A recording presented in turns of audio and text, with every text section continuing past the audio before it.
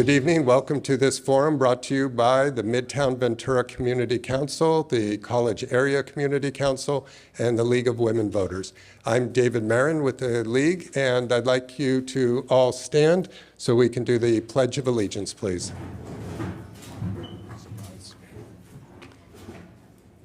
Hand over heart, ready, begin.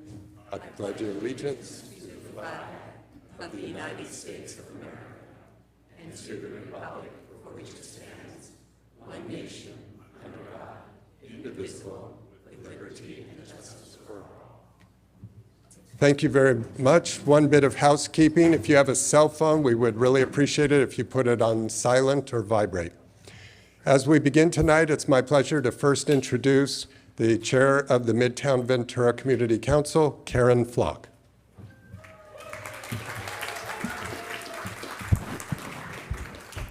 Good evening and welcome. My name is Karen Flock and I'm the chair of the Midtown Ventura Community Council. We're excited to be co-sponsoring this first in-person candidate forum since before COVID. All three city council districts in contention touch our service area. So our community council strives to be a positive force for change in the preservation, enhancement, and revitalization of the Midtown community. And if you're a Midtowner, we welcome you to join us. We have membership forms in the back, and if you're a member, you can sign in back there with Cherie Egbert, who is holding the forms up. And I'd like to ask the Midtown board members to stand up and be recognized.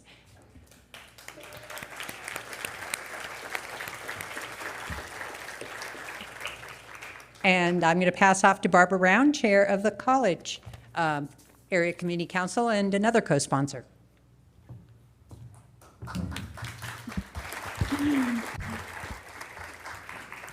Hello, everyone, and welcome tonight. I do want to welcome all of you, our community members, but also I want to welcome the candidates and those volunteers that helped put this event together. So the College Area Community Council, like all the community councils in the city, they cover a fairly large area. Our area is around the college, but it's all the way from Hill Street on the east side to Dunning and Agnes on the right side. On the west side, it's above the college to include Skyline, and then all the way to the 126. So if you're in that area and you'd like to learn more about what's going on in the city, you can join us on Zoom the fourth Wednesday of the month, and to get the Zoom link, you just go to caccventura.com. We are also an all-volunteer organization, and I'd like to take a minute to recognize those board members who are here tonight. If you could just stand up briefly, Russell Richardson, Kathy Bremer, Rob Corley, there you are. So it is exciting to be a part of this very American election process and giving our community the opportunity to come face to face with candidates and ask them questions. And we are very lucky to be co-sponsoring with the well-respected League of Women Voters. So I want to introduce Kathy Morgan, who is the co-president of the League of Women Voters. Kathy? Thank you, Barbara. And thank you, everyone, for being here tonight. On behalf of the League of Women Voters, I'd like to welcome you all. And a little history of the League. The League of Women Voters was founded in 1920 with the mission of educating a new group of voters, women, who were granted the right to vote nationwide with the passage of the 19th Amendment. We are a nonpartisan organization committed to providing voters with factual, non-biased information, and as such, do not support or oppose any particular candidate or political party. The League today continues with the mission of empowering voters and defending democracy by registering voters, providing information about the candidates and the issues, getting out the vote, and supporting fair and transparent elections. The candidate forums are an opportunity for voters to hear from the candidates and to get the information they need to make an informed choice when they vote. We are glad that you are here tonight. We are pleased to be partnering with Midtown Ventura and the College Area Community Councils and thank them for their collaboration in presenting this forum. At this time, I would like to turn it back to our moderator extraordinaire, David Marin. Thank you.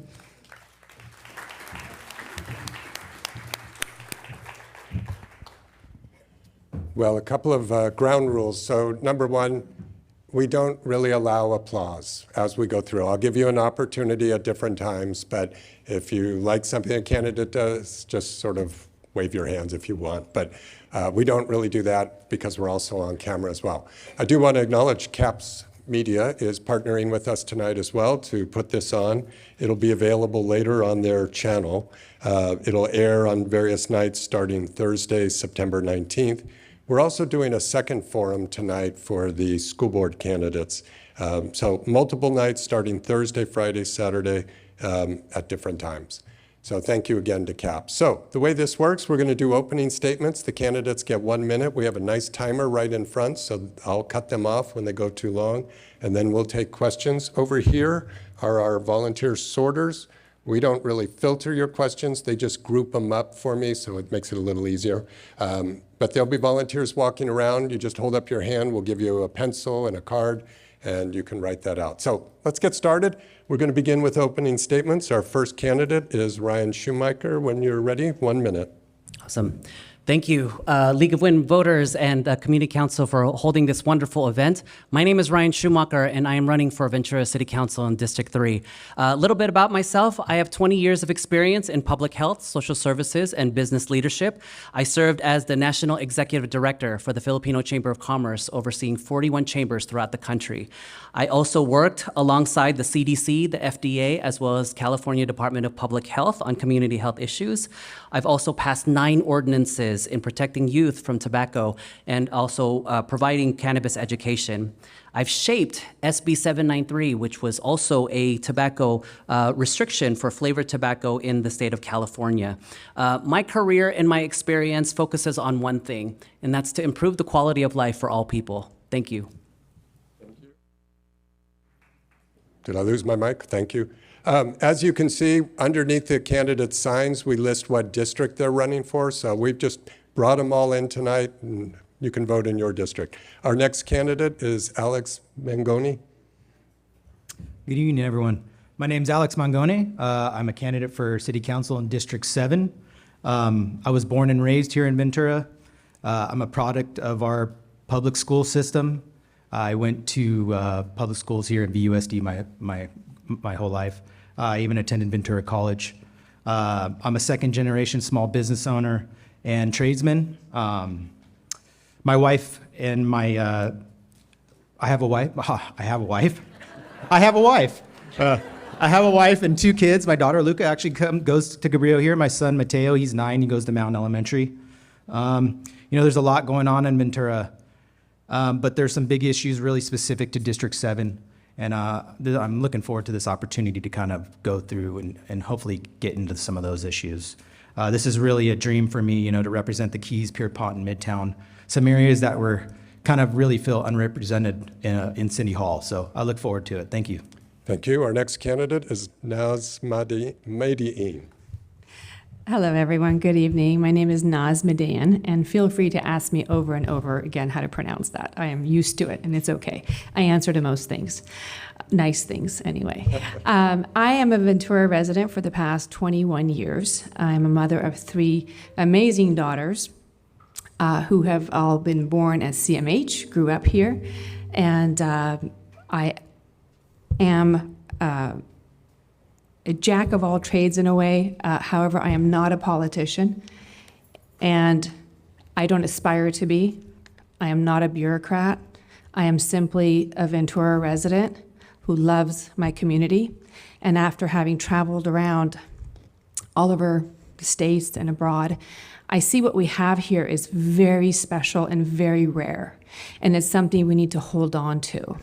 We need to understand the value of what we have and really protect it.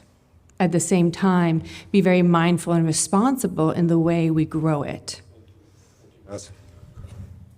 Thank you. So next is our candidate, Heather May Ellinger. Hello, good evening, everyone. My name is Heather May, and I'm running for City Council in District 3. I'd like to thank the organizations that are holding this event tonight, and I'd like to thank everyone in the audience here supporting me and the other candidates that are here running for their respective districts. I have lived in Ventura for over 30 years. My children were born and raised here, and we have so many amazing memories in living in this city. Beautiful beaches, beautiful hillsides. We're very fortunate to live here. And unfortunately, Ventura has been in rapid decline for a number of years. Our infrastructure has deteriorated. Our roads are really undrivable in a lot of areas, potholes everywhere you turn. We're at the top of a few lists in Ventura, but they're not the list in Ventura County, actually, and they're not the list that we really want to be on top of. We were recently named one of the most expensive cities in the country to live. We have the highest crime rates and the highest homeless rates in Ventura County. Going to have to stop you there, Oh, Heather. no, I'm so Yes. sorry. Just keep an eye. Clint, our next candidate, Clint Garman. Great, thank you, David. I'm just going to read mine. I'm honored to announce my candidacy for Ventura City Council. Driven by my profound dedication to our community as a fifth-generation Venturan, with a pragmatic, centrist approach to the city governance, I am guiding through Ventura through its crucial decisions that shape our future. My background spans pivotal roles at the County of Ventura and as a former mayor of Santa Paula, providing me with a deep understanding of city management and infrastructure. Additionally, owning Garman's Irish Pub for over a decade, it's afforded me invaluable insights into the challenges facing small businesses. As a co-vocational pastor, I'm committed to serving both God and our community, underscoring my commitment and well-being to Ventura's residents. Having grown up on Ashwood Avenue and graduated from Manacapa, from Buena High School and Ventura College, I have a personal stake in our city's evolution. My children attended local schools, reinforcing my connection to our educational system and community life. I pledge to pursue smart growth initiatives that preserve Ventura's unique character while enhancing its livability. Thank you, and I look forward to your vote. Thank you. Our next candidate is Doug Halter. Thank you.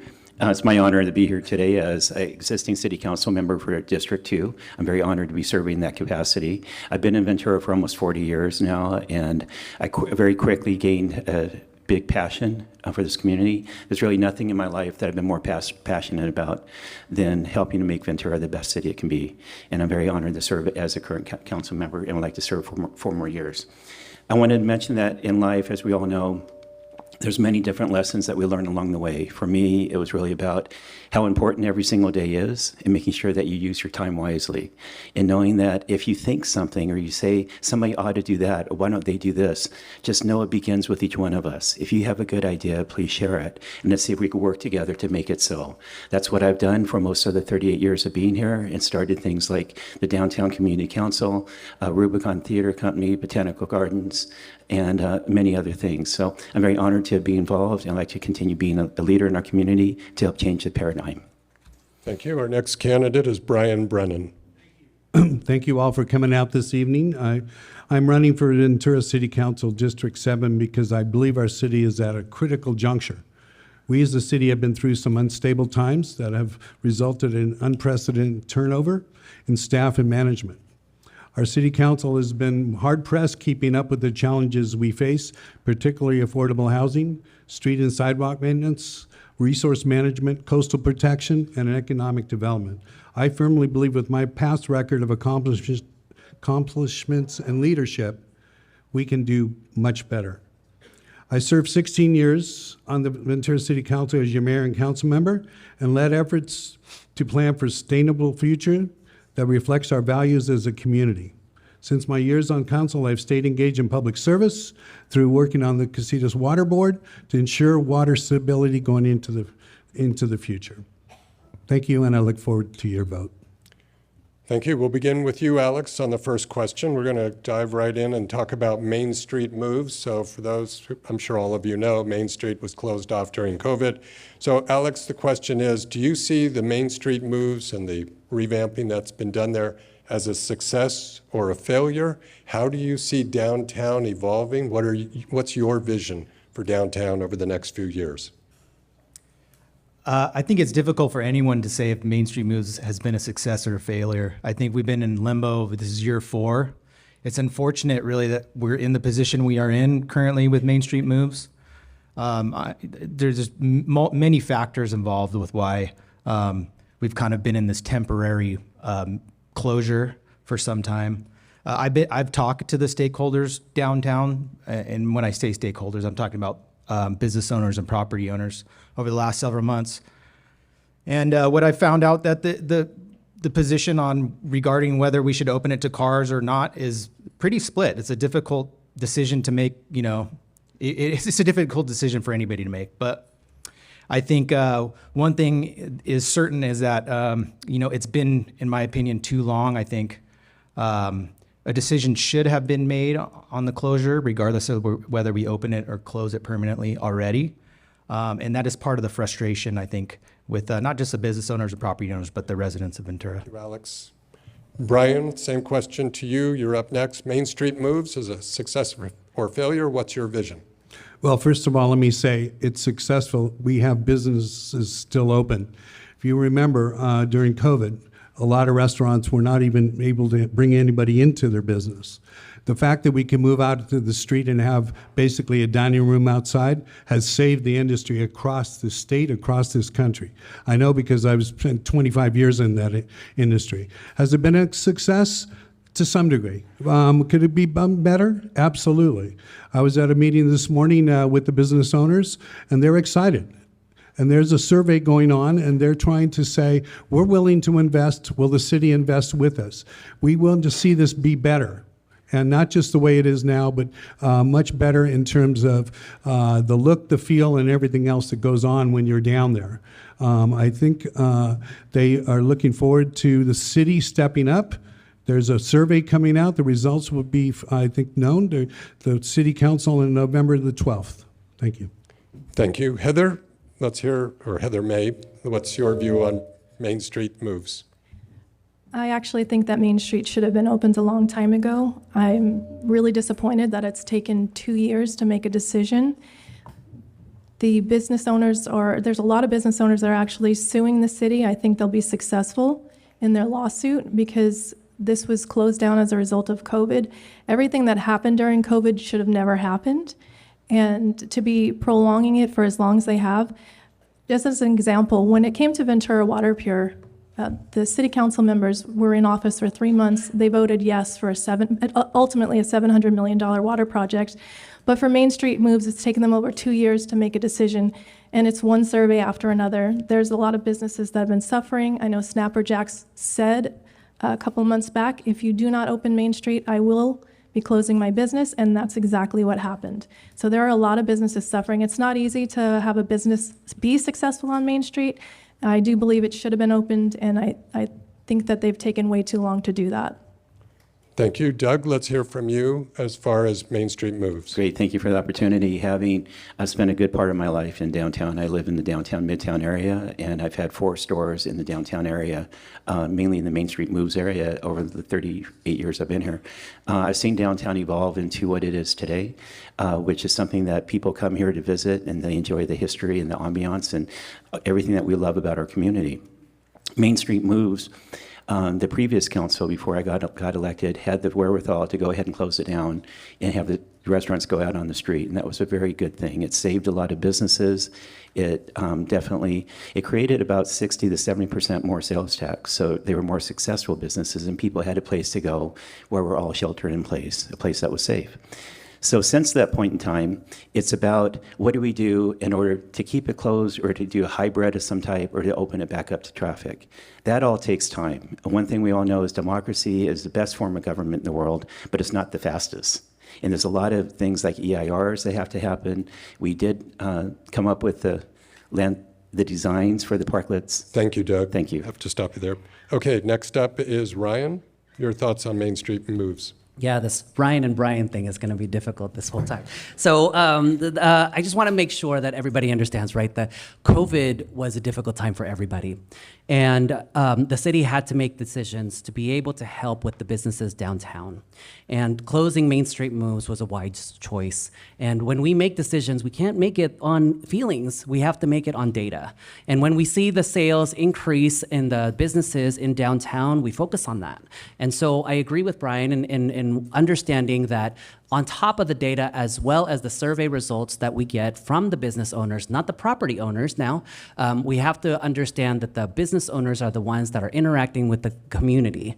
And this is why we can't just make these snap decisions. We have to be focused on involving the community, having them participate in the discussion, and making sure that we listen and we are able to make decisions that help everyone, especially the city of Ventura. Thank you. Naz, same question to you. Oh, I'm sorry. I think initially when COVID happened, the city made a brilliant move to close Main Street, and it really did save business. They pivoted quickly, and it allowed us to keep our Main Street open. It allowed us to have a place to go, like my colleagues have said, that's safe. However, that was 4 years ago. Ultimately, in my opinion, it comes down to the business owners. It's not my decision as a parent. It's not my decision as a resident necessarily. It's a decision of the business owners. They have to decide. If business does not thrive downtown, there is no downtown for the rest of us to go to. So all these surveys are great, but at the end of the day, we need to sit down and get a straight answer. What do business owners want to do? And we need to respect and go with that. That's it. Thank you. And I'll ask you to please hold your applause. And we'll finish up this question with Clint. Am I on, dude? Thank you. When it first happened, we would walk around and I thought, wow, this is beautiful to go downtown and be able to support all of our businesses, all these businesses. Round two. So all these businesses, and we support, me and my wife are down there twice a week at least supporting businesses, trying to make sure that we eat out with everybody. As we walked down, we saw that it once was an amazing thing 4 years ago, and currently it is not. It has devolved. It has evolved into something that is not what we have desired as a community. What I'm waiting for is the results to see what it becomes. And those results, I believe, like Mr. Brennan said, that they'll be available on November 12th. And from there, we'll have the data to actually make a decision to move forward. In the beginning, I agree. It was a fantastic thing. Now it needs to evolve again. And so what that looks into, I'm looking forward to hearing what the business owners, as well as the tenants, as well as the landlords. I want to know exactly what they truly want, but it does need to be cleaned up. Thank you. We'll move on to the next question. Naz, you're up first for this one. We have a lot on housing. We'll start with one as far as looking at the type of housing. What are your views on how to promote housing affordability? The question points out that many people think just building more homes will make it easier for low-income people, but they still cannot afford some of the rents on the newer apartments that are being built. So in general, let's hear your thoughts about dealing with the housing and what that leads to as far as homelessness as well. Sure. So much, if not all, of the building that has happened thus far in Ventura has not really affected the people who need housing. Right now, there's many complexes, condos, and apartments that are sitting probably at a 50% occupancy rate. They're half empty, and our residents are not being served. So the builders come, build, leave, and we're still without what we need. So when we're looking at building, we need to see what our needs are. What suits our community? What do we need? We need to hold developers accountable for creating the affordable units and not just paying the fine to get out of it. Now, we're a finite city. We can't really build much more beyond our limits. So we do have to utilize our infill. That being said, we need to have a responsible way of utilizing our infill. We cannot crowd downtown with multi-level, dense housing with no parking and zero lot lines. Thank you, Naz. Clint, same question to you. What are your views and plans for dealing with housing? Well, with SOAR, we are confined within our city limits, and we aren't going wider, so we do have to do infill. So there is a need for housing, and to hit all sides, make sure that that it is affordable. So there is going to be more housing, and I do understand that developers are building some things that maybe aren't desirable. They are the ones that are putting out their time, their effort, and their money to make sure that it is built. So I'm not saying we need to have 5 stories everywhere, but everything needs to be looked at with a design review committee, which I would love to have back, and put that in with planning and understanding exactly what our development wants to be done throughout the city, and that there's a smooth operation, which is currently not happening. So to make sure that process happens, I know things are coming out of COVID, but I truly am looking forward to more housing, that we do need it. there's no need about it. There's no doubt about it. We are the most expensive, not one of them. We are the most expensive place to live, but we all live here, and I'm thankful to live here, and I'm honored to live here, and I wouldn't trade the people for anyone. So we do need more housing regardless. Yes, affordable, yes, for everybody. Thank you. Doug, same question to you on housing. Okay, great. It's horrific that housing ever got this expensive. There's no reason why it should have ever gotten there. But it's years and years of policy making, well-intended policies that led to unintended consequences. And now we're left dealing with it. And the state's forcing our hand to tell us what we can and can't do. They're taking more and more control out of the local cities. With that said, we do have to do infill. We do need to help provide the housing. The fact that so many of our young people are choosing to move away, and not just move away, but move to other states, because they can't afford housing here and they can't find the jobs here. 73% of the workforce in Ventura commutes outside of Ventura every single day. That's abhorrent for one of California's original cities. We absolutely need to build more housing. We absolutely need to make it more beautiful and do design standards. We need to make sure that we make a much more efficient process. 25 to 30% of the cost of every new home is the process that people go through to get approvals, and the holding costs to actually the time it takes to get those permits to start building that construction. And those properties are filled. Thank you. And Brian, let's hear your thoughts on the housing situation. Well, thank you. Over 20 years ago, this community voted for SOAR. We decided we wanted to save our farmlands. We also decided we didn't want to build in the hills. In 2002, when I was in City Hall, we worked hard against some other fellow council members and the mayor to make sure we had an opportunity to vote and make sure that the hillsides would stay open. So that being said, we now have looked at the idea that the village, as we called it, and was going to occur downtown. And that's in the visioning. It was in a lot of what this community decided on 15 some years ago. Now, that being said, some of the housing that's built is not for the folks that we really need it. And it's difficult with funding, but there's ways to go about restricting that housing. There's ways to go about, by the way, on the national level, they're talking about housing. So that means money's going to come, whoever's in the seat. And that I'm looking forward to seeing some of that money come to Ventura when we put a housing plan in place. Thank you. Heather May, you're up next. So our district, in District 3, we actually have a lot of housing coming our way. There's a community with over 200 houses being planned, single-family residents. We have condos, we have apartment buildings. I don't know how many of you are familiar with the layout of District 3, but it's the college area. And this is a really small space, and they are bringing, I'm talking hundreds and hundreds of homes, condos, apartments. So they're already in the works. They've been in the works. We have roughly 200 projects in some part of the process of being built in the city. I don't think that we need more housing. I think we need to start looking at the overdevelopment. Parking is a huge issue. It is going to fundamentally change a lot of these neighborhoods, especially in District 3, because they're not accounting for all the parking. There's this desire to get us out of cars, get us walking, get us on bikes, buses, etc. But that's not the reality of our community. We are a car community. We were built as a car community. Thank you, Heather. Thank you. And Ryan, your turn. Sure. So there is a shortage of housing everywhere, and Ventura is not immune to that. We, as a public health official, I've seen the effects to the lack of affordable housing to so many communities. And I center my approach to making sure that I review and focus it on equity. What I want to really pay attention to is affordable housing, because there is a difference between available housing and affordable housing.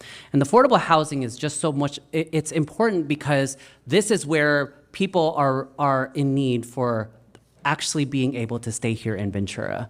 I don't want to see communities being displaced because they can't afford where they live. And affordable housing, specifically in the council just passed in lieu fees for affordable housing. And I am committed to making sure that if you don't know what in lieu fees are, they're the ones that affordable housing developers can pay so that they don't actually have to develop those affordable housing developments. Thank you, Ryan. Have to stop you there. Alex, let's hear from you.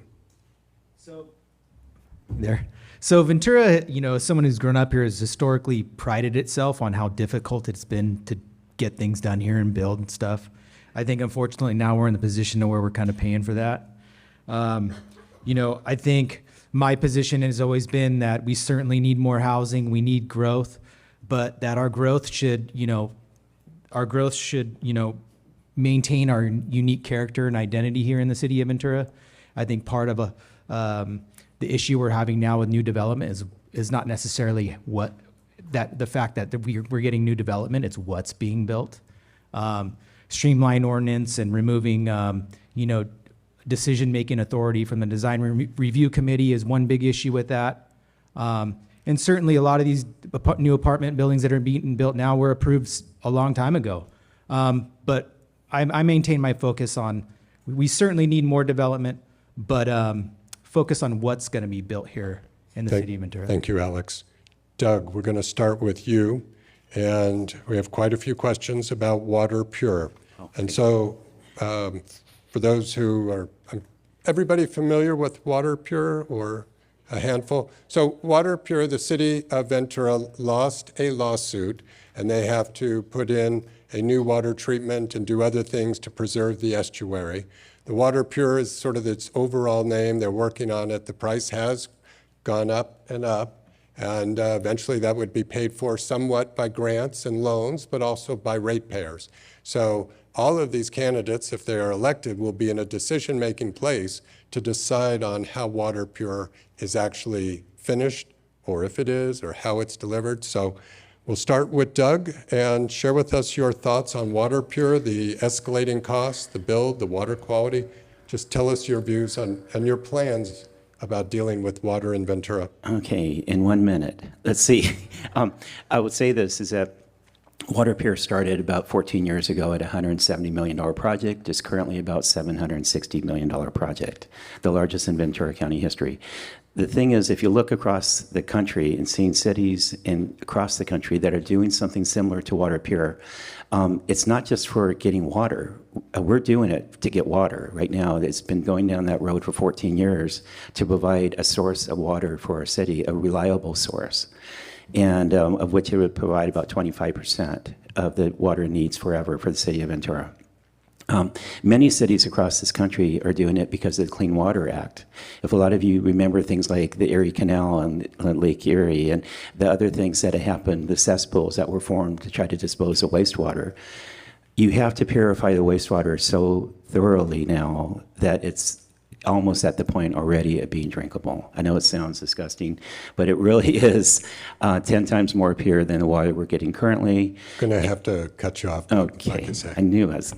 It's a tough thing to do. Naz, you're up next. Please share with us your plans for dealing with the water infrastructure. I agree with Doug. It's impossible to do it in 1 minute. At the end of the day, we need to have a thorough cost analysis performed. We need to have quantity and quality analysis done. There are other options that we need to entertain, and we should not close ourselves off. This project is starting out at this point over $700 million. It has not started yet. If any of you have built anything or remodeled anything, you know that the initial quote is never the price you pay. This project will exceed $1 billion. So we really need to be careful how we move forward with this and how it will impact us as ratepayers and how it will impact our children if they can even live here. Thank you. Clint, your plans for water pure? Yeah, so we lost a lawsuit, and that's crucial. We have to have this thing built. Now we have to watch how much it's going to cost. It is going to be $1 billion by the time it starts, and that's a shame.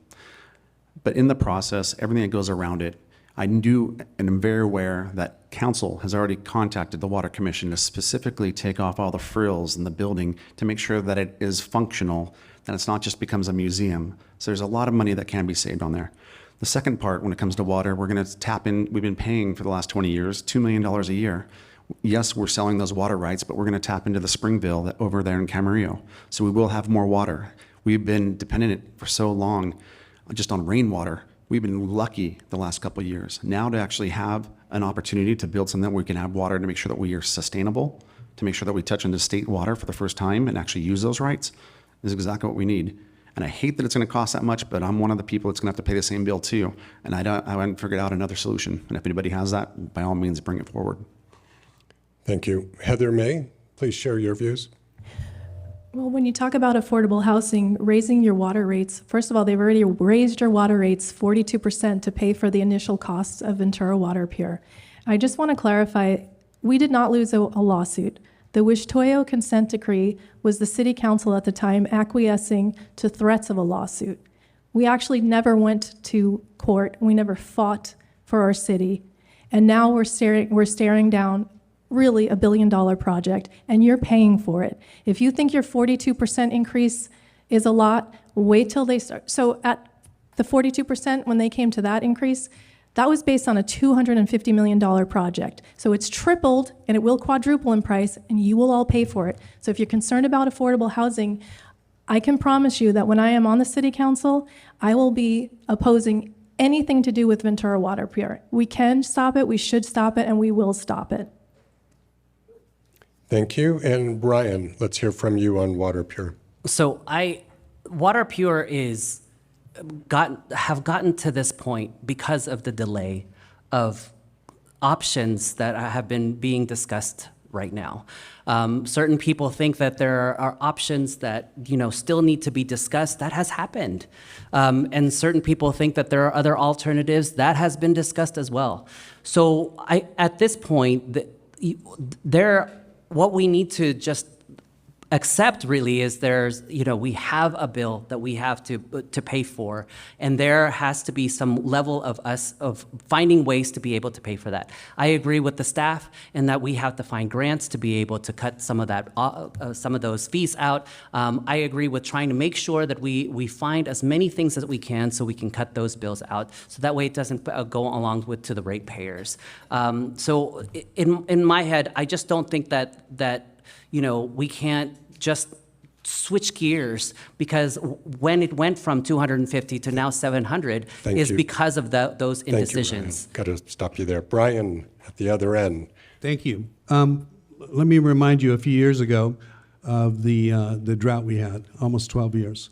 I've been on the Casitas Water Board now for almost 6-7 years. The lake's full, but that's a godsend.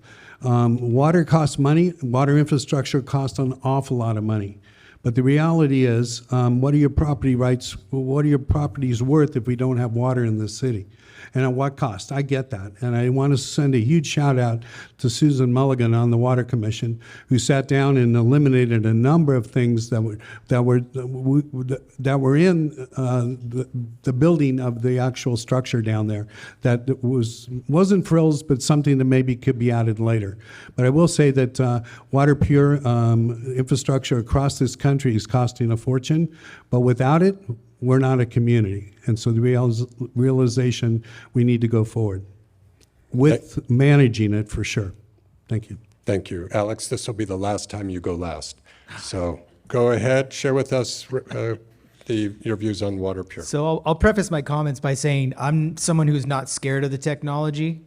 I like the fact that we are going to get up to 20% of our drinking water from this project. The water has potential to be cleaner than the water we're getting from the ground basin now. All positives. We'll no longer be discharging our treated wastewater in the estuary. Awesome.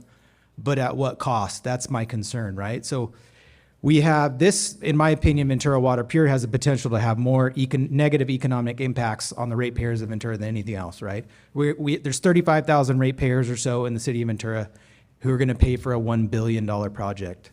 So if you pencil that out, right? The cost alone to me it's terrifying, right? So as someone who has no intention of ever leaving the city of Ventura, who's raising small kids here, we talk about the transition from housing and housing affordability into this project was a good one. And I think this is, over many issues facing the city of Ventura, this is one thing that the residents should be really paying close attention to. Thank you.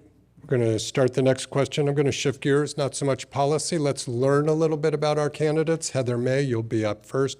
Heather, tell us what are your top 1, 2, or 3 priorities if you're elected, and not just your priority, but how you plan to do that. And a question asked, share with us your experience helping the community, if you've been involved in any community service. So your priorities and your community service. 60 seconds or less, okay.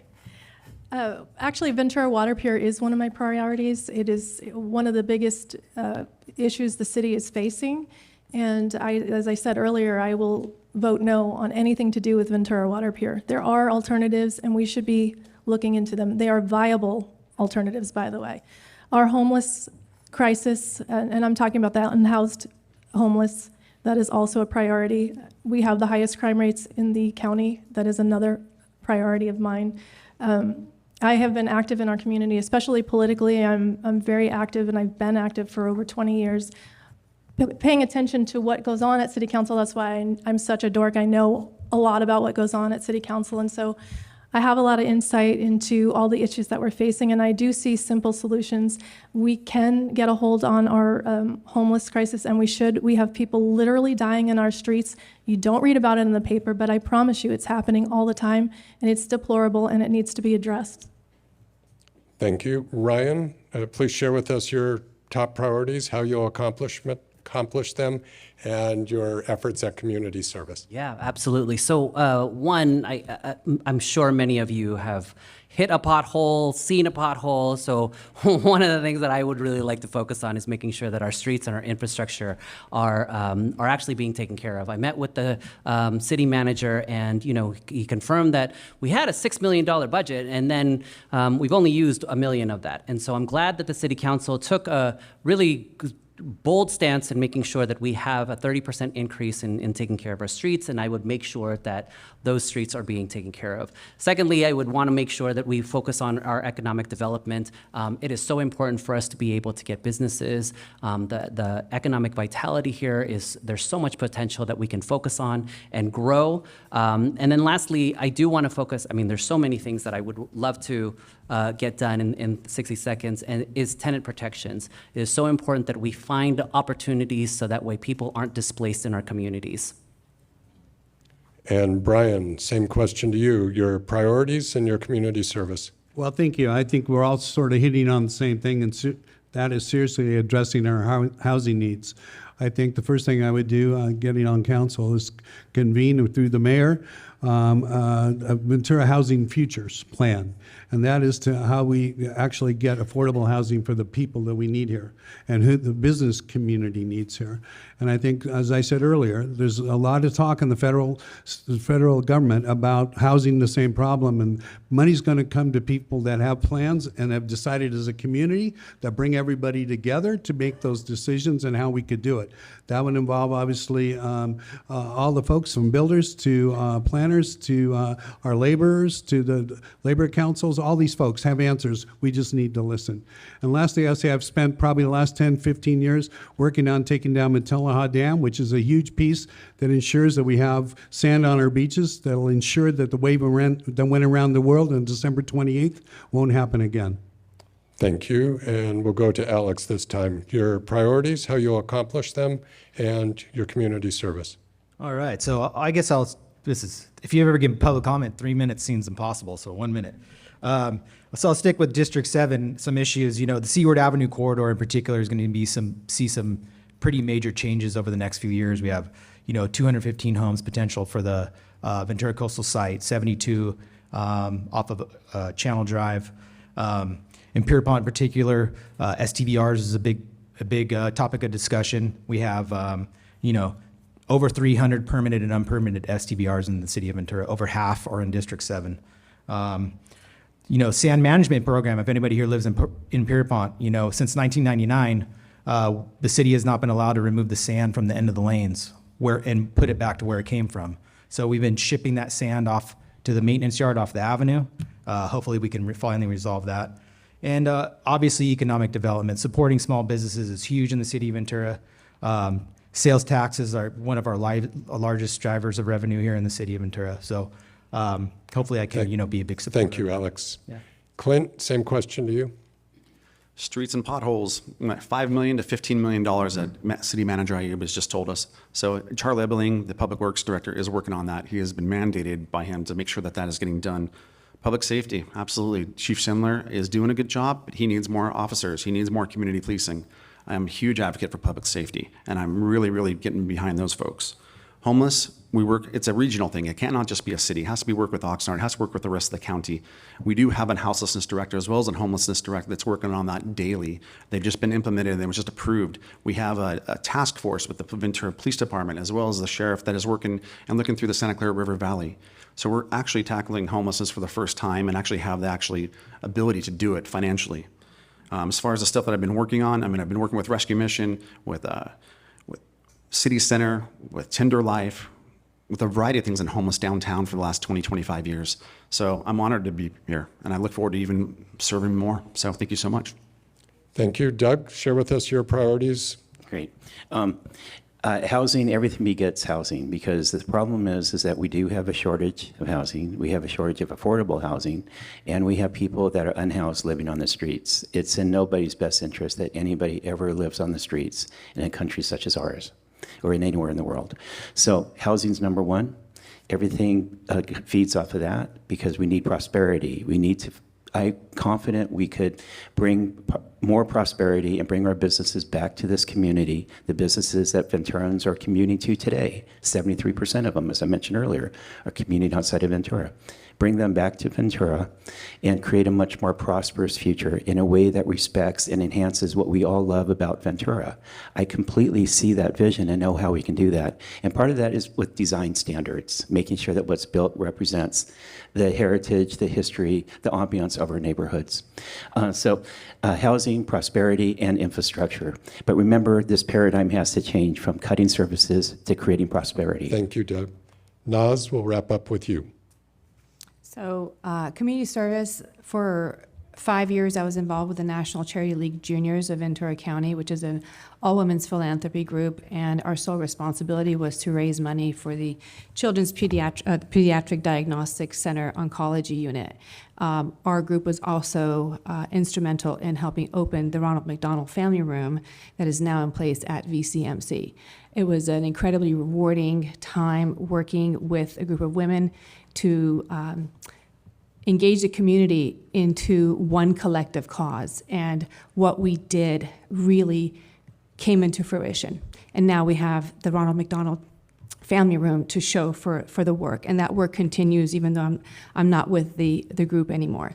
But that enabled me to work with many people in the community, businesses, people that are involved in many aspects. And it was a very fulfilling and thrilling thing to do, to be able to help kids and their families. Thank you. Thank you, Naz. Clint, we'll start the next one with you. Several questions here about economic development. What are your views, and how would you attract more businesses, high-paying jobs to the city of Ventura so we would have less people commuting? Share with us your views on improving the economic climate. I just had this conversation with Brad Golden the other day. He sits in the back there. Hey, how you doing, Brad? Specifically, with our economic development within Meredith Hart and Carrie Glenn, they're basically our team within the city. That team needs to be umped. It needs to be refreshed. It needs to be added 3-4 more people. They need to work with Stephanie Caldwell at Chamber of Commerce. They need to work with Marla Soster with a Visit Ventura. These people are nonstop bringing X Games here, bringing Surf Rodeo here, that are bringing the, John Carrion just brought his stuff here specifically from Spencer McKenzie's for his cornhole tournament. There are so many things that people want to come and be a part of. And yes, TOT dollars are essential. So we want to bring people here. This is the most beautiful city in the world. That's why we live here. But we do need to sustain that. So we do want people to come and see it. We want them to make sure that some of them would make it their home, or maybe that they just come to visit. But we wish that they keep on spending their tax dollars here, and I'm very thankful for it. But we do need to keep on our economic development. We need to make sure that we are working together, all together. And I'm very happy that Chamber of Commerce is working with Visit Ventura and the city of Ventura. Thank you, Clint. Alex, share with us your views about how you would attract more high-paying jobs, manufacturing and other types of businesses to Ventura. I've had this discussion a lot lately. I think one issue we've had, and it kind of goes along with the housing, the issues with the difficulty building housing here, is it's difficult to open a business here in the city of Ventura. We hear nightmare stories all the time. I mean, 4 months to open a bakery in a building where there was already an existing bakery. The list goes on. So I think certainly we can, the city can do a better job at, removing a lot of the red tape and making it a lot easier, streamlining the process for business owners and potential companies coming into the city of Ventura. I agree with Clint. I think economic development needs more staff. We should probably have people dedicated to that alone, helping current companies and recruiting new companies to come into the city of Ventura with business development. I think that's a big thing. I think that would improve economic development drastically. And I think, two main drivers of like I said, mentioned before, I'm out of time. Thank you, Alex. Thank you for respecting the timer. And we will go next to Naz. Same question about economic development. So my thoughts are not so much about attracting bigger and higher paying.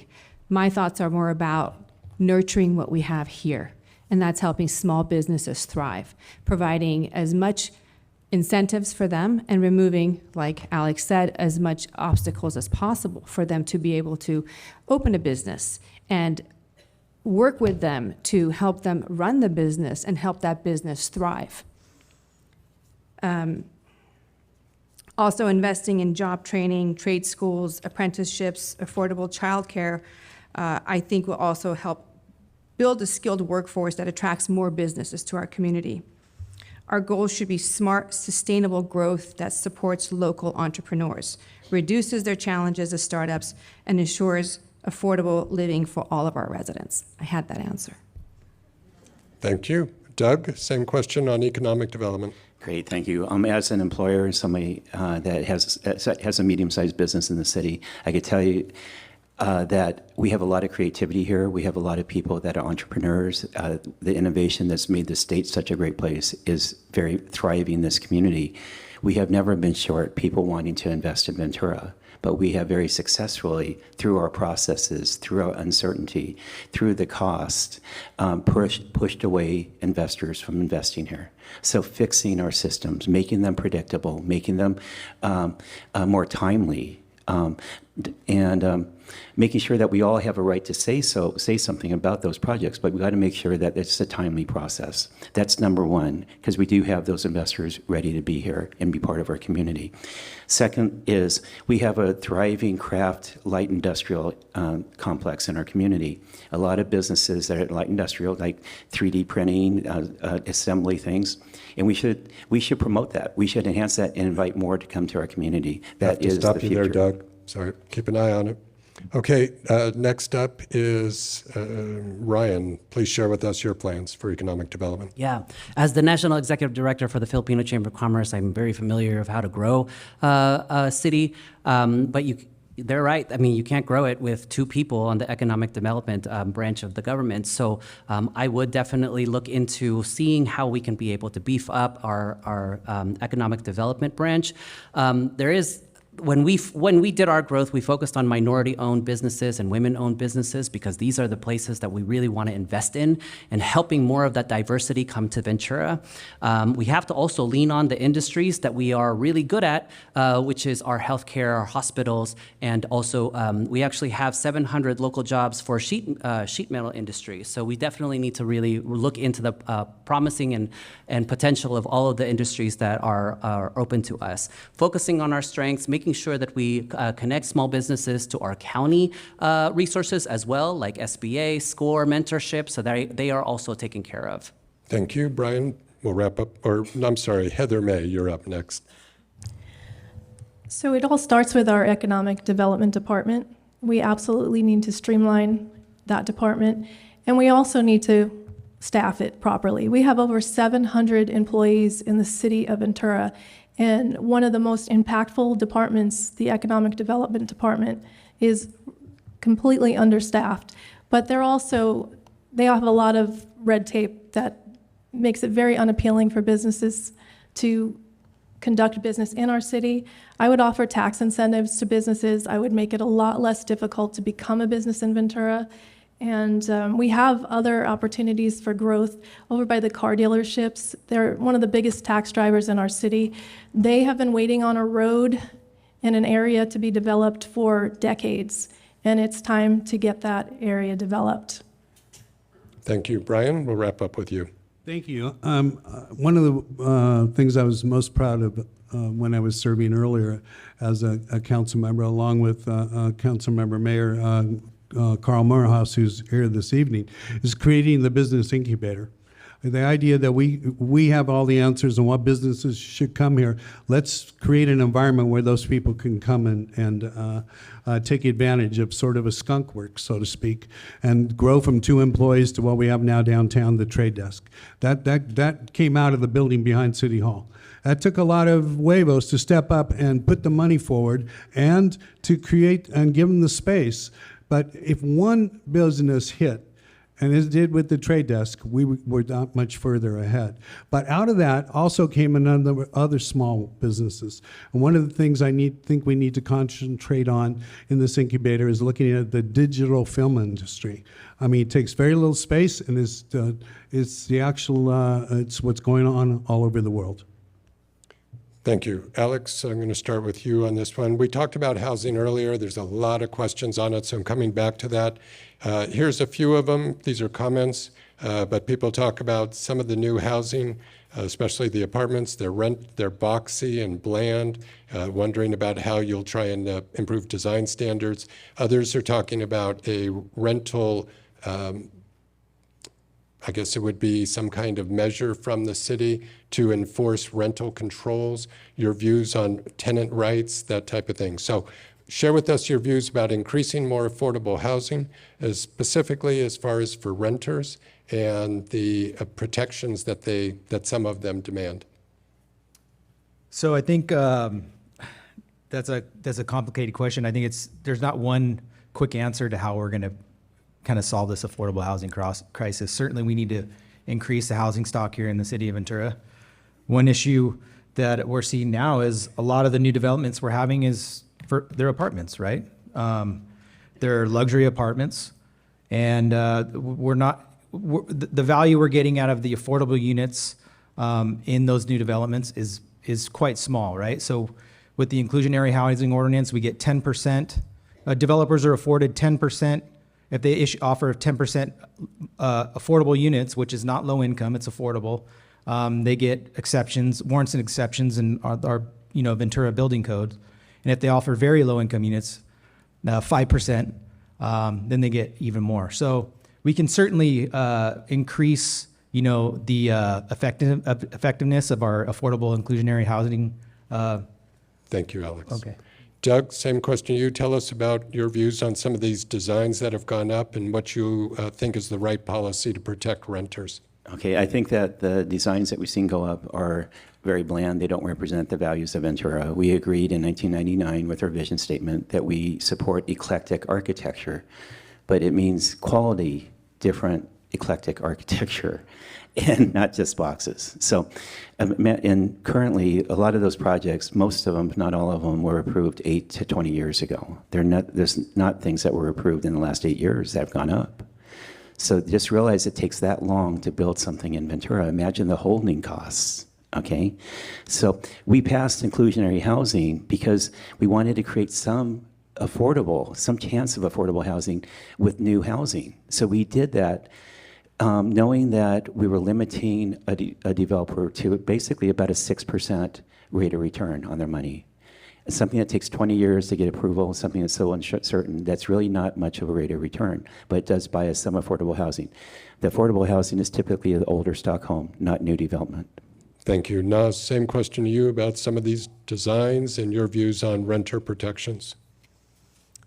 At the end of the day, I think the system's broken. Something's gone wrong along the way. We have what we have, and it's kind of like, I liken it to sun damage. It takes years to show up, and you're like, oh, how'd I get that freckle? Well, 5 years ago, 8 years ago, someone passed this project, and now here it is, and we have to live with it. So we have to be careful how we move forward, what's going to pop up in the next 5 to 10 years. We need to have standards put in place. We need to have an architectural review board put back. We need to have a historical ordinance put in place. We need to have standards because you know what? we are a city that people want to come to. Developers are lined up. We don't have to take the first developer that shows up with the bland, ugly design. We can say no. Next, we have to address what we need. This is our city. What do we need? We need affordable housing, not luxury apartments. Thank you, Naz. Heather May, please share with us your thoughts on the designs and also tenant protections. I definitely concur with everybody that the latest round of apartment buildings and condos are not particularly attractive, and they definitely do not reflect the Ventura that we used to know. And as I stated earlier, we have about 200 projects already in the works, and they are already, well, a lot of them are approved, but they're in the approval stages. And we do have an opportunity before they break ground, just like with Ventura Water Bureau, to change the direction of the developments that we have coming in.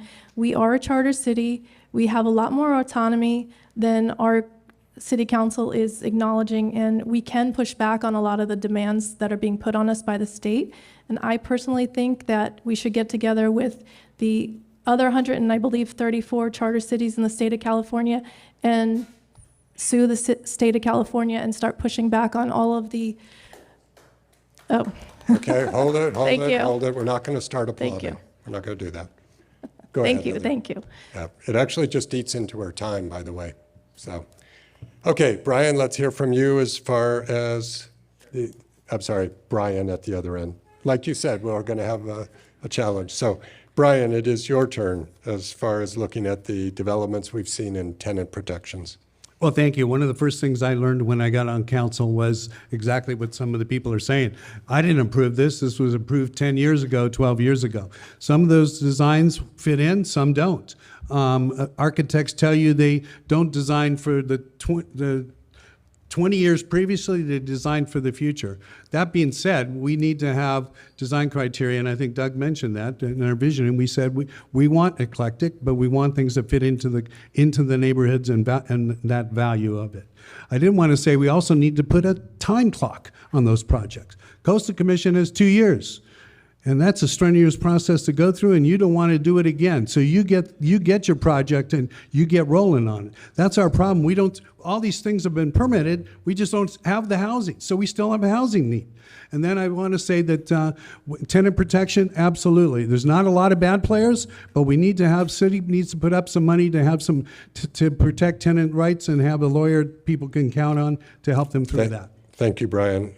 And Clint, I think you're our wrap up on this one. Appreciate that. So a design review committee is necessary. We need to make sure that that is before it goes to planning commission. It needs to be reviewed. But just like the gentleman said before, these things are 8 to 20 years beforehand. They're already in process. But moving forward into the future that we do want, we need to make sure that these do look better than they currently do.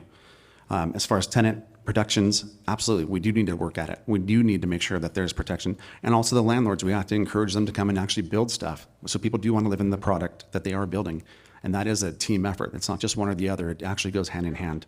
So that's a necessity. Okay, and Ryan will wrap up for us on this one. All right. So I have a unparalleled cultural competency when it comes to homelessness. I mean, my family and I were homeless, so I can understand about tenant protections much more, and I'm a bit more motivated in trying to find policies that make sense for families. In regards to that, I definitely think there needs to be a lot more education on SB 567 and AB 1482. I think there has to be more community involvement, so that way we're able to have those conversations with the landlords as well as our tenants, and being able to really understand these work plans that are really meant to help our communities that are really suffering. As far as the design is concerned, we have design review committees. They are looking at these things, and sometimes they're not as, they don't necessarily align with what we want. And so inviting more community members to be able to review what that looks like and how we're able to grow Ventura is what I would really want more of the community to do, so that way we can be able to lead Ventura in the way that we want. Thank you. Brian Brennan, we're going to start with you on this next question. I'm sure you'd all be surprised if there were no questions on climate change, and indeed we have several. So Brian, more than just being against climate change or some of that, tell us some of your plans to deal with coastal erosion, the ever-weakening promenade, your views on certainly the rising sea levels, and also, not to be forgotten, we've lost a lot of trees in Ventura from Thomas Fire, replacing trees to put in solar. So give us the overview and also the direct action you plan to pursue. Thank you. I did mention the wave that went around the world. I got an email from my relatives in Ireland saying, hey, what's the matter? They saw the wave that December 28th, and we need to be able to deal with that. And a SAM management plan is what we need to do. I've been advocating in front of the council for it.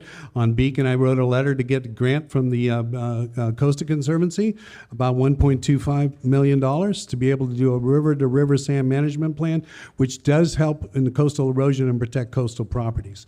In terms of climate change, being more walkable and being more bicycle friendly and providing those safety measures to do that. That comes along with fixing the infrastructure, sidewalks, and the streets to do that piece of it. And then regarding trees, they're the most important part, and we need to get more and the right trees in the right place and be able to manage that piece of it if we're going to be able to, as we all know, keep our city relatively cool even during the heat waves. Thank you. Clint, share your strategies, please, on climate change. I have to follow the guy that does climate for a living. So Brian's awesome at this. And so he's working on Monticello High. I've had the pleasure to work a little bit with him on that. That dam coming down will be crucial to actually shoring up the shores and bringing more sand down to down to the beaches. That's key. We look at what we're purchasing. We're looking at electrification. We're looking at a variety of things. Like we drive a Tesla, and then we have a Volkswagen. We tried both of these, whatever. We're trying to make sure, are we actually helping out the climate or not? We try to walk in as much as we possibly can, and yet, there's where do we walk to? We'd love to be able to walk down, but we're not going to walk 4 miles. Sometimes, but not all the time. So to create more of a city that is more viable for us to get around with each other, to use public transportation, it's essential. Trees, man, that's beautiful. I mean, we live here in a beautiful city, and I can't wait to see more trees be planted, but where? That's the hard part. Brian's actually hit it right on the pot. Where are we actually going to plant those trees? And they need to be planted in the correct spots. Thank you. We'll stay at that end of the table. And Doug, share with us your views on coastal erosion, the weakening promenade, trees, climate change. Okay. What I do is I'm a landscaper. Okay, so I'm right in the hot seat on that. And quite frankly, we could hide a lot of ugly buildings too with really appropriate landscaping. So, but with that said, is that we have doing climate-appropriate planting so that you use the least amount of water and least amount of resources, making sure that we have plenty of trees. The urban forest has to be healthy because that's a great way to reduce the temperature. I'm on Beacon currently with Brian Brennan to beach erosion and control. All the cities from Point Conception down to Point Magoo get affected by everything that happens north of them. So we have to make sure the sediment from the mountains makes it to the beach to replenish the beach. So that's tearing down Monticello Dam, that's cleaning out the debris basins and putting the fines back on the beach where they would have gone without the urban environment built between the mountains and the ocean. So I think that's good for now. Thank you. Thank you, Doug. Ryan, same question to you. So as a public health official, I definitely understand how climate change has affected several communities throughout our city. I know that we're also waiting for the Climate Action Resilience Plan that's within our general plan. That will be our guiding light to help us make really wise decisions. And I support the city's initiatives to reduce our carbon footprint, making sure that we have electric cars or transitioning our city's fleet into electric vehicles and really investing in solar panels. I think we have 2 projects right now with Kimball Park as well as the police department. These are the things that I understand that when we look at climate change and the effects of what climate change does to communities, especially the risk of wildfires, these initiatives will help us not only protect our environment, but also protect our health. Thank you. And up next is Naz. Please share your views on climate change, erosion, et cetera. So in my district, the most important concern is fire because we back up to the hillsides. I think it's supremely important that we are able to maintain and clear these hillsides to protect our urban interface. We need to have a 100-foot clearance between the hillside brush and our homes. As we saw in the Thomas fire, the fire came over the hill and not only affected the homes along the boundary, but it came way down below that and affected so much more of our district and our city. So fire is a huge aspect of the climate issue that we are facing. Right now, Senator Monique Limon has introduced a grazing bill, which is a brilliant idea to use grazing animals to mitigate for fire control. It's a great sustainable way to take care of a problem. Also, I am a doer, and a lot of times it takes just one simple thing to make a change. Thank you, Alex. We'll go to you on climate change. So as someone who grew up here in town and spent a lot of time surfing and hanging out at our beaches, I think we've been doing a lot. I know Brian, I commend him for his efforts with Surfers Point Managed Retreat. The first phase was done several years ago. The second phase, I think this year is going to start construction where we're actually moving the bike path inward into Surfside Drive. That's a huge project. But then we have, the rest of the promenade to worry about. I mean, this is not an issue we're gonna rectify overnight. This is something that probably my kids are gonna be dealing with, the issues with promenade erosion. And that goes all the way down to Pierpont, as I mentioned. The sand management plan, as Brian mentioned, is a big topic of discussion down in Pierpont. The homeowners down there largely feel left out of the discussion, and they're not even able to remove the sand from their own properties back onto the beach where it came from. So, there's a lot that we can do, in terms of, improving our quality of life here in the city of Ventura with the, changes in the environment. I think we're going in the right direction. Okay, and Clint, you're up next. I'm sorry, maybe I am off here. Heather May, that'll be our next person. Heather? Okay. The climate is going to change whether we do anything about it or not. The climate is always changing. This building used to be underwater. So when I was younger, we used to talk about the ice age and the coming ice age and global cooling. Then it became global warming. Now it's just climate change. I think it's important to be stewards of our environment, absolutely. But there's only so much we can do to control the actual environment. That's just the reality. And as for our community, they're absolutely right. We have lost so many trees and we haven't replaced them. So I would love to have a legacy program where families can purchase trees and have little placards, and that could be done all over the community and fill in all the blank spaces that we have right now, because we have become a concrete jungle.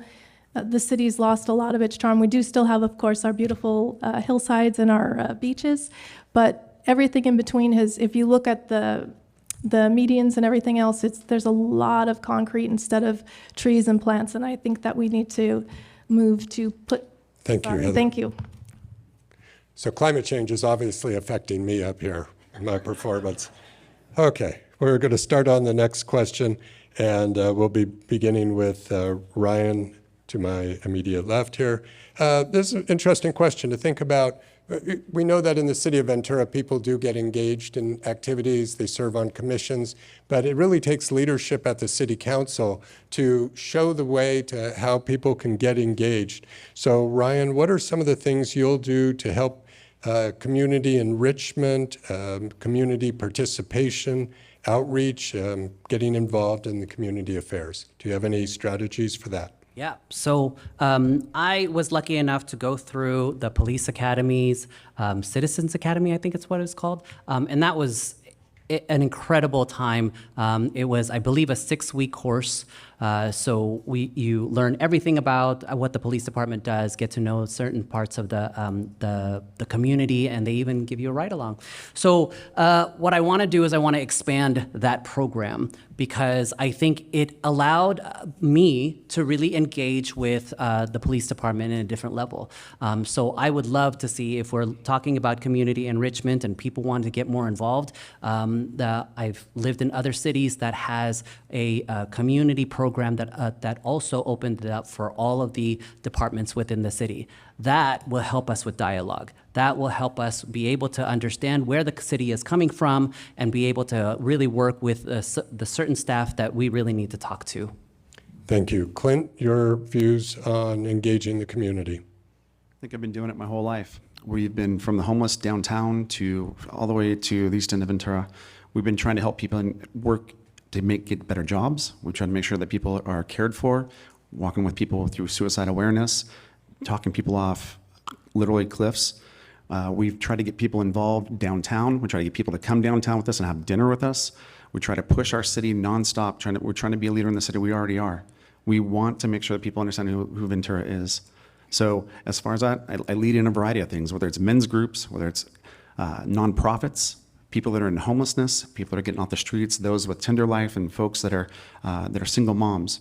We're already leading in those capacities and helping and assisting and trying to raise funds and doing a lot of fundraising behind the scenes that people we just don't talk about as much.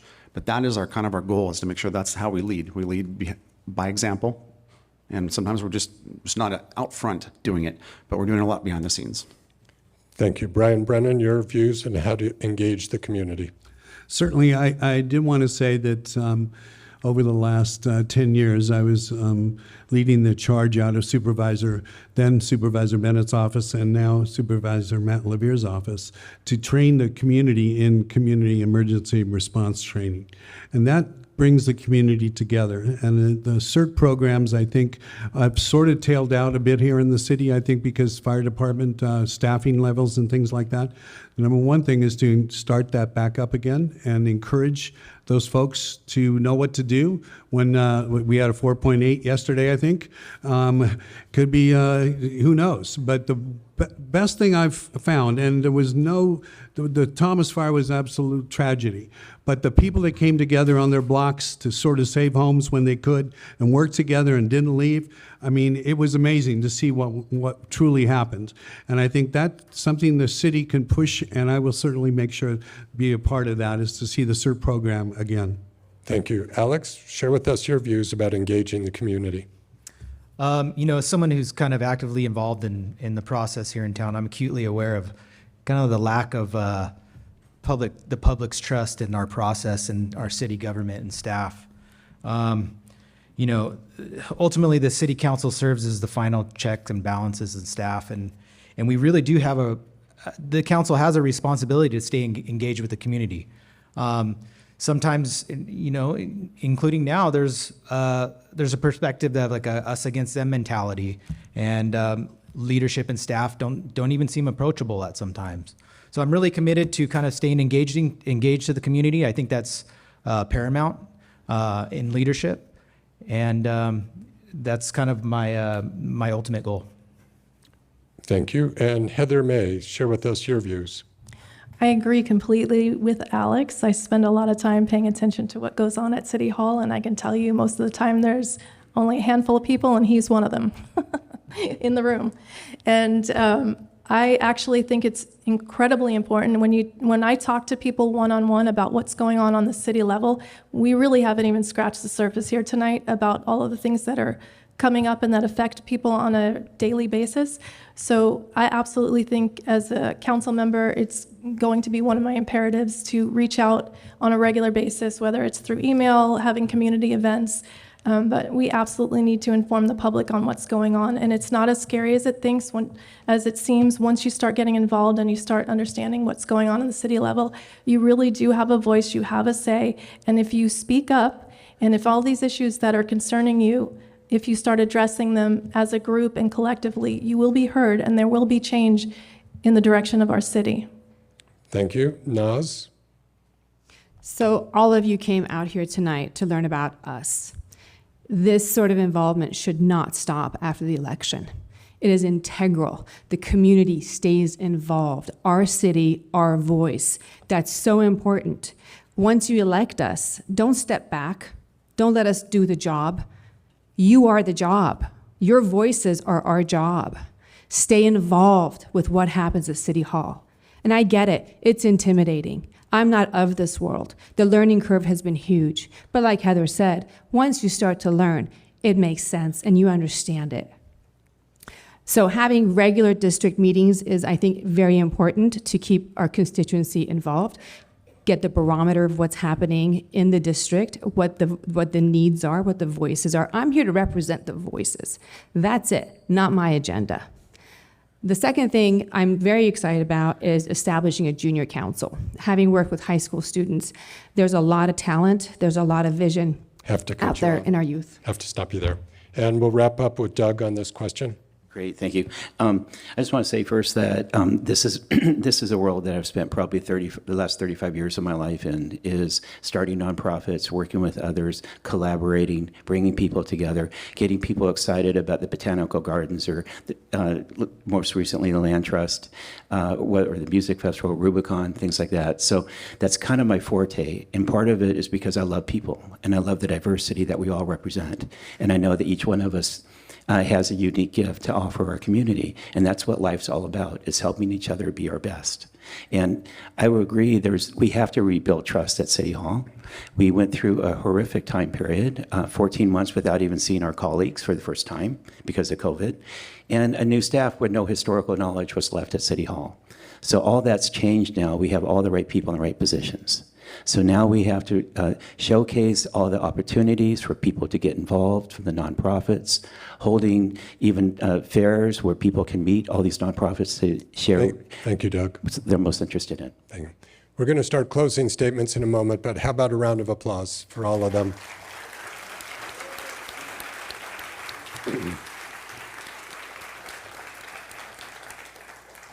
On a personal note, this is the first time the League has done a City Council forum in person in 4 years, and it is wonderful to be back in front. I feel bad.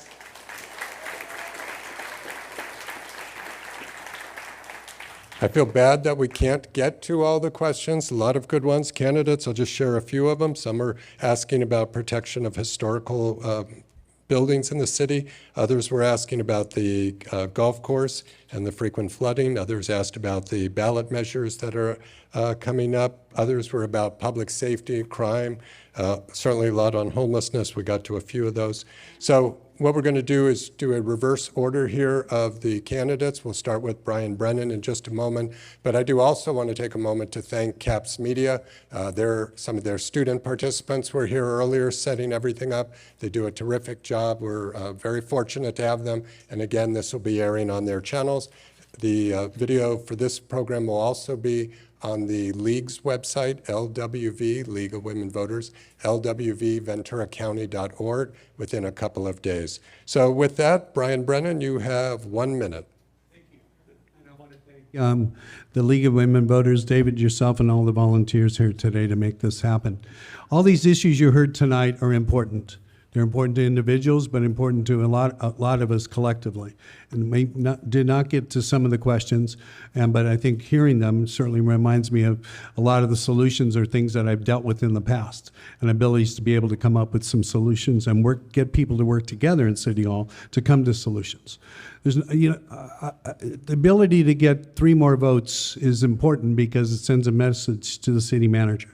That's important, and we're going to work on that. And then holding the city manager and the staff accountable to make sure they work on that. I think, pontificating and saying all we want, but if we can't get any more votes or even get a second, doesn't do us any good.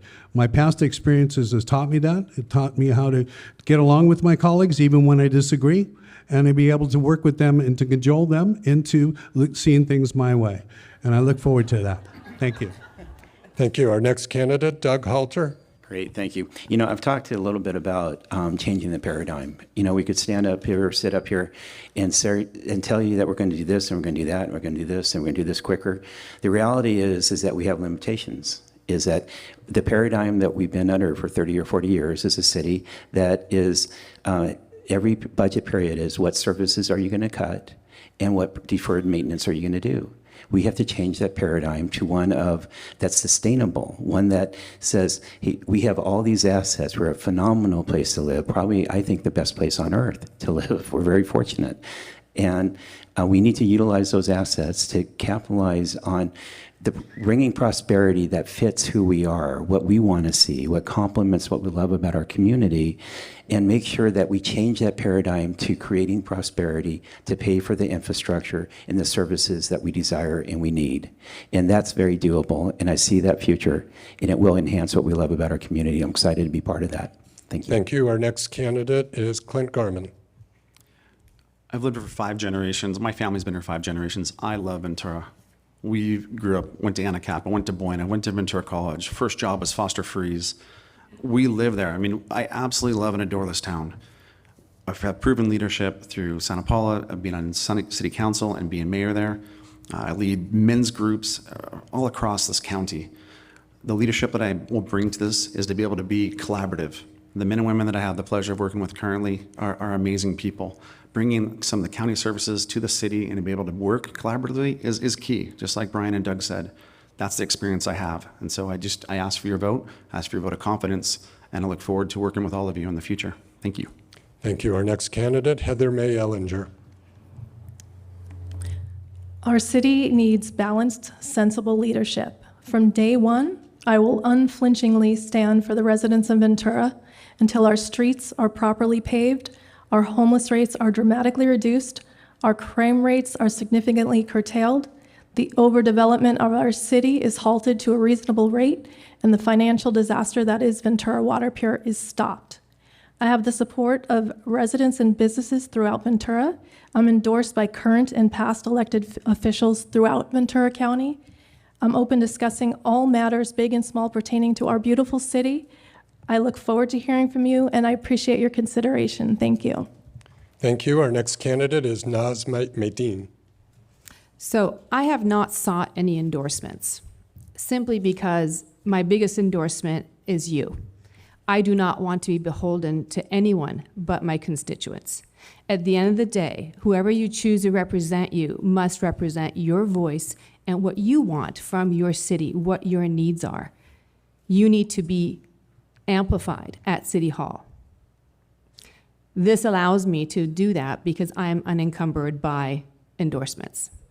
At the end of the day, I love Ventura, and my heart is in helping this city thrive and grow sustainably, because I have children who I want to grow up and return here and live here. I want all of our children to be able to come back and call this home. We have a lot of issues that we have to face. For such a small city, we're very complicated. And as I peel back the onion, I just see more and more and more. There comes a time we have to pull our sleeves up, and has the system been working so far? The beauty of not being a politician. I'm sorry, Naz, we'll have to stop you. And our next candidate, Alex Mangoni. So I really do pride myself on being a small business owner, and along with 11,000 other small business license holders here in the city of Ventura. And I mention that often because it's a testament to my work ethic and what I'm willing to sacrifice. And anybody that is a business owner can agree with that. I'm really driven by my desire to impact this community positively, and I'm committed to improving the public's perception of city leadership and fostering a more positive culture and mentality in City Hall. And thanks everyone for being here, and I can't wait to go home and tell my wife. I told everybody I have a wife. She's gonna love that one. And before Ryan goes, we have another announcement as soon as we finish this place, so please stay in your seats after Ryan finishes. But at this time, it's time to hear from Ryan Schumacher. Sure. Thank you so much for the League of Women Voters, the community councils, my colleagues that value transparency. Thank you for being here. I love Ventura, and when you love something, you protect it and you care for it. So during our voting in the fall, I hope you go and you make sure that you vote for someone, not because of their family name, not because you went to high school with them, but because you vote for someone who will protect you and who will care for you. As a public health official, I served as a disaster service worker, and I put in 16-hour days for fire, for floods, for the pandemic, and I will not abandon you when things get hard. And I said this in the beginning, that my focus is to improve the quality of life for all people, and I hope you join me. RyanForVentura.com. Thank you. Again, how about a round of applause for all our candidates?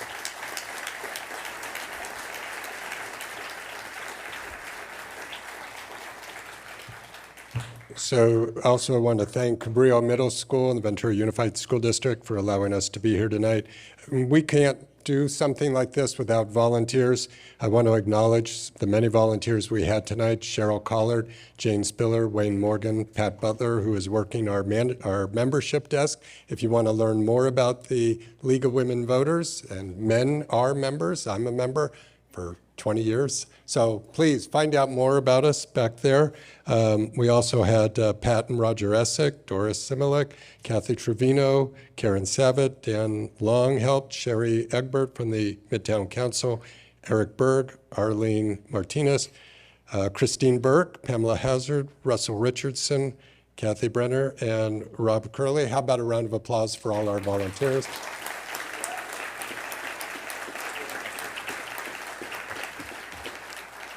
So we're going to take about a 15, 20-minute break, and then we have a forum for the Ventura Unified School District. That'll start not quite at 8:30, a little before then. So you're all welcome to stay for that. We hope you will. Come up or meet the candidates, and then we'll get started. Thank you all very much.